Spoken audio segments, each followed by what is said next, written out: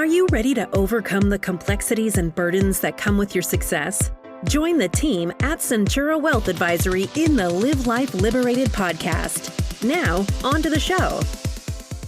Hello and welcome to Live Life Liberated with the team from Centura Wealth Advisory. Joining me now, Krystal Puryear and Nicole Hubbs. And today they're talking about the culture. And Krystal, we'll start with you. Introduce yourself. All right, sounds good. Thank you. I'm Krystal Puryear. I'm the Director of People and Culture, and I think the title speaks for itself. I manage all things people and culture. I have my colleague here with me, Nicole Hubbs. Nicole, you want to introduce yourself?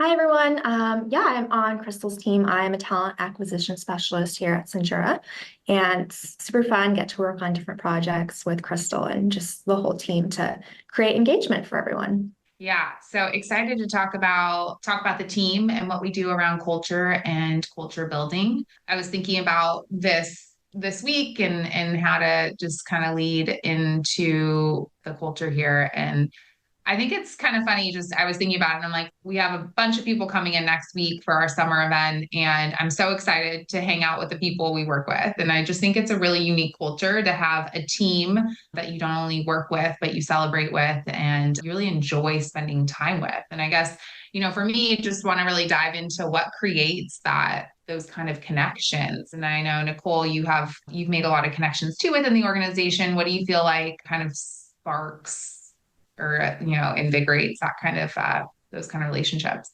Yeah. So I think, number one, our core values, our core values are transparency, excellence, integrity, passion, and respect.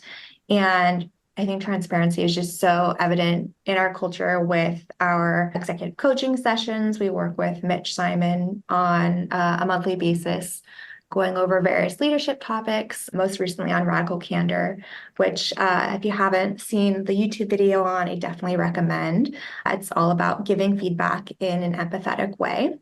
So that was something that we're just, most recently working on. Yeah, I love what Mitch brings to the table and just challenges us as a team to work on. I always say, and I think you've heard me say this before, just working with me, we're in the business of human capital. And so to be able to really show up empathetically for our clients and to be able to truly connect with them as they go through tough life events or as they just look at the future in terms of things that could happen in different scenarios and what to do with their wealth, it really gives us the tools to be able to have that empathy and that compassion to really support our clients, but also find solutions. And so the more that we practice things internally, like transparency and radical candor, giving feedback, being empathetic and compassionate, I feel like it just makes us show up better for our clients. But it doesn't only do that, it just creates these really strong relationships within the organization that I find myself looking to the people around me and the people that sit next to me when I'm in the office. And I'm like, I want to hang out with you. I want to go, I want to share with you. I want to tell you about my kid and I want to tell you about my family. And so it creates these deeper relationships of respect and trust. I don't know how you feel around that, but I think I've noticed that's really what's differentiates the Centura culture from cultures that I've worked at or places that I've worked at prior to this. Yeah, absolutely. I think it definitely creates stronger communication here, builds trust. I think it's so evident. As you said in the beginning, we actually like hanging out with each other outside of work as well. And if we're talking about people, we've hired 25 people to date, we're a team of 50. And so looking at that and really kind of trying to figure out what have we done to target and hire candidates that align with our culture to be able to maintain a culture of this, integrity and collaboration and candor when we're hiring at such a high volume. I mean, you do a lot of the recruiting and the hiring. What do you find that you're looking for in people that we're bringing on board? Yeah, I mean, like you would say, we're looking for hungry, humble, and smart. We want people who have a growth mindset, who are team players, who are able to get vulnerable and create stronger bonds, because that just creates, like we said, stronger connections, and that creates trust with each other and with the clients. So we definitely want someone who's able to get deep and be able to follow through, have respect for each other. We practice, respecting each other through different ways, like we call COSs, conditions of satisfaction, where when we're giving out like a task or we're getting a task, we always attach like a date to it and, what is expected. And here we've got, 4 answers. You can say yes, you can say no, you can renegotiate, or you can promise to promise. And so doing that, creating agendas for every single meeting, those practices really build trust. And we want people who will come in and take that and also have respect for each other and the processes that we've built so that we can have a stronger, more successful organization. I love that you brought up some of those components, because it's not only in how we connect in our conversations, but I think it also, the way that we build a really strong culture and the way that we continue to build a strong culture is that we show that respect through our actions. And so bringing up some of those items, we actually memorialized those this year when I came on board, creating what we call a code of conduct, but really just explains like how we work and what we do to maintain excellence, not only with our clients, but with ourselves. So Nicole hit on some really key points in terms of how we respond to an ask and how we set expectations in regards to when we need things back or need things completed so that we can continue to meet expectations, whether it's for our clients or for ourselves. I really like our 48-hour rule too, in terms of like, if something comes up that's just undesirable or doesn't sit well with you, we encourage you to, find mediation for that, whether it's going to your manager, it's coming and talking to me, or it's, talking directly with that person. We always hope that you build, strong relationships with each other to say, hey, like the way you communicated with me, kind of it felt like this, and this is what really works. And after 48 hours, you either, drop it or it's a non-issue. And so I really like that about it. It's not to say that we don't respect each other and that we don't always work better to communicate and connect with each other, but, things are going to come up. They always do. These are human relationships. We're humans. And so the more that we continue to create concrete expectations and we show up and we respect each other, I think it allows us to really help move forward from things easier because we have that fundamental understanding of each other. I feel like, fine. I love the humble, hungry, smart. I think that's something that just you walk into our office and you can feel it. I've heard that from people before, even clients coming in or even candidates that come in and they're like, the energy in the company is just so invigorating, so vivacious. Have you gotten that same feedback, Nicole, in terms of like, when you walk in, just the level of excitement you get from the team? Yeah, absolutely. I think everyone, on a Friday and people are playing shuffleboard or you're walking into the office and people are just in the kitchen. We have a Waffle Wednesdays where, once a month we have leadership cooking us breakfast. And so for the whole office, and it's just a great way when you walk in and we all get to kind of commune and talk about each other's lives. And, again, it just builds that trust and it's just a fun environment to grow with each other, to be successful and to know we have each other's backs. And I think what's really great about our culture is it's not just leadership trying to make it a great place. It's everyone contributing. So that's pretty special. Yeah, that's funny you mentioned that. I was just talking to someone the other day about my hiring process and coming in and experiencing the culture. I remember the first day I came in, I think it was like a Thanksgiving and there was a huge potluck going on. The whole team was in the big boardroom eating together. And I was like, whoa, this culture is unmatched. I've never and I was, talking about becoming the director of people and culture. And I'm like, I don't know if we have all the tools to maintain this amazing culture. But I remember Derek, our CEO, and he just looked at me and he's like, it's not your job to build the culture. It's all of our jobs. And we all have to show up and we all have to show that respect and that integrity and that collaboration and communication. It's everybody's job. Everybody contributes to the culture. And I was like, whoa, you're right. So I took the job. No, well, you're right. But no, I mean, I would never look back. This has been the most incredible, opportunity. I feel like we're really disrupting the industry in terms of what we're doing and the work that we're doing and how we're servicing our clients. But I just feel so lucky to have the people in my life that I have on this team. It's truly a special place. Yeah, no, I agree. And I think there's a piece too that our culture, it's like the knowledge sharing and the collaboration that happens within the teams. And just, with our diamond teams, we have who work with our clients, we've got interns who come and they're in the meetings with the wealth advisors and the clients and they're learning. And, these diamond teams are set up where everyone can learn from each other and we can build careers for those entering our organization. So a lot of that happens every single day, which is great and just builds a culture of collaboration and knowledge sharing, which directly impacts, our clients. So it's really wonderful there. Yeah, the diamond team model has been really fun to see how the knowledge share is recycled. But it isn't just on the diamond teams, I feel like with our consulting team and our client facing team, but it really does happen, even with our team. We see it all the time, which I really love. I also really I think something that really drew me initially and continues to just draw me in is the amount of independence and autonomy we have.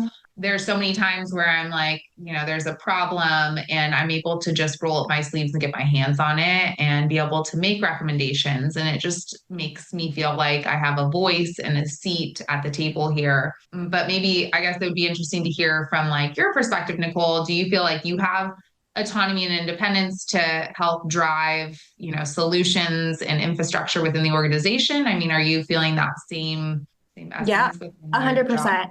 100%. I think I respect you as a leader for creating that environment on our team. I feel like I do have a voice, whether it's wanting to get involved more on the people operations side, working on career, ladders, career development projects or different ideas to enhance like the recruiting process, whatever it is. I know, I can come to you and the excitement you have just to hear and to listen and to help make it happen. And, I feel like I truly have the tools and the support to move forward with ideas that are going to help the organization. And it is, like you said, like provide the resources and the encouragement and coaching so that we can independently, if we have an idea, execute and you're there to support us when we need it. So absolutely. Yeah, I definitely the way I approach my team, I do think it's something that aligns across the board with leadership. And I think it's the reason we come up with so many like collaborative and innovative ideas is because we truly do have a level playing field when it comes to creating solutions. We want everybody to feel valued, which I think just further creates this culture of respect and understanding. And we have so many opportunities to do so, right? I think there's a lot of touch points with the team members. While we definitely have team members that are outside of San Diego, as we've really, we've honed in on how important it is to find the right talent to serve our clients. So have gone outside of the area. I would have to say probably 75% of the organization sits in San Diego right now. And so there's a lot of opportunities to, catch somebody in the kitchen and talk about, a project you're working on or, our Monday morning meetings. What do we call them now? Mm-ms. Yeah. Mm-ms. Yep. Monday morning meeting. We all love like a nice alliteration. So that's a really nice opportunity for us to really, go through dashboards, see what's happening with the investment team, the operations team, people and culture, see about our new hires and starts, what's going on there. And so I think it just gives everyone a really nice, like keeps their finger on the pulse in terms of what everyone's doing. So I feel like there's no like real disconnect with each, I call them kind of service centers within the organization, which again, I think is just so pivotal to creating a culture that feels connected. 100%. I think what's great about that too is being on the people and culture team and getting in there and seeing, the dashboards and listening to the CIO or finance, et cetera, talking about their team's goals. It just helps me better understand the organization and how, everything is interconnected and just the overall goal and where we're at. And I think at, maybe other organizations in some operational roles, you don't get to see that what everyone across the board is doing and working on. So I feel that in itself, that knowledge sharing is pretty awesome. What would you say you're looking forward to most next week for the summer event? I'm excited to meet some of our remote employees. We fly them out like twice a year, at least, for our summer party or holiday party. And I'm just excited to connect with them. I think it's going to be so fun that each day we're kind of dressing up in our different themes, whether it's sports day or Hawaiian theme. And then it's going to be a blast on Friday when each team has their theme and their costume, and we're going to have a little competition on what we're all dressed as. And yeah, I think it's just going to be a great day of having fun and celebrating each other and what we do. So it should be an awesome week. I'm telling you, there's nothing I can say about this organization or anything that I would change about Centura.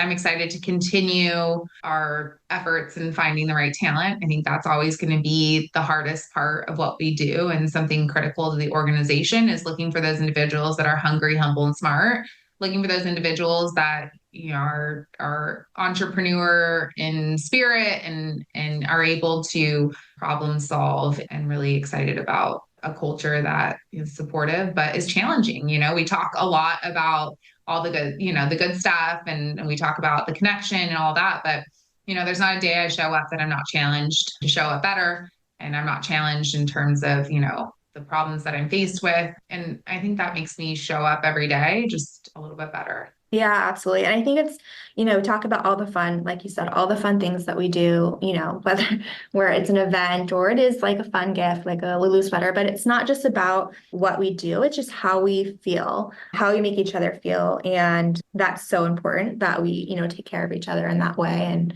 everything just kind of translates back to that. So that's as well pretty cool. Makes winning as a team feel that much better. Mm-hmm. Awesome. Well, I've so enjoyed this chat, and just it makes me even more proud of the organization I'm with, and talking about it and sharing it feels really special. So I just appreciate everything you contribute to this organization. And yeah. And thank you so much, Krystal, for your support. Every single day I come here excited, not just to work on the projects, but to work with you. You're just such a passionate, fun leader here, and you're infectious in the best way, and just be around your energy. So truly, truly grateful for you in my life. Okay, Krystal and Nicole, before you go, how about some contact information? Yeah, so I am really active on LinkedIn. Nicole, I think you are too, right? Mm-hmm. Yep. Yeah, so definitely connect with us through there. That's probably the best place to get me. Would love to continue the conversation. If you want to hear more about the culture or the people or how we do things, I'm always happy to network and or just even see if there's a job opportunity. Yeah, absolutely. Check out our career page. And like she said, just connect with us on LinkedIn. All right. Thank you, Krystal and Nicole. And most importantly, thank you for listening to Live Life Liberated podcast with the team from Centura Wealth Advisory. If you've not subscribed to the podcast, please click the subscribe button below. This way, when the team comes out with a new podcast, it will show up directly on your listening device. And we humbly ask you to share this podcast, rate it, and leave a review, because this actually helps others find the show. Again, thank you for listening. And for everyone at Centura, I'm RJ Malik, reminding you to live your best day every day, and we'll see you next time. Thank you for listening to the Live Life Liberated podcast. Click the subscribe button below to be notified when new episodes become available.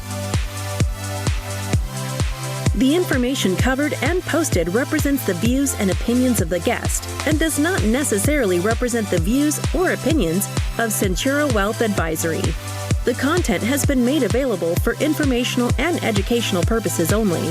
The content is not intended to be a substitute for professional investing advice.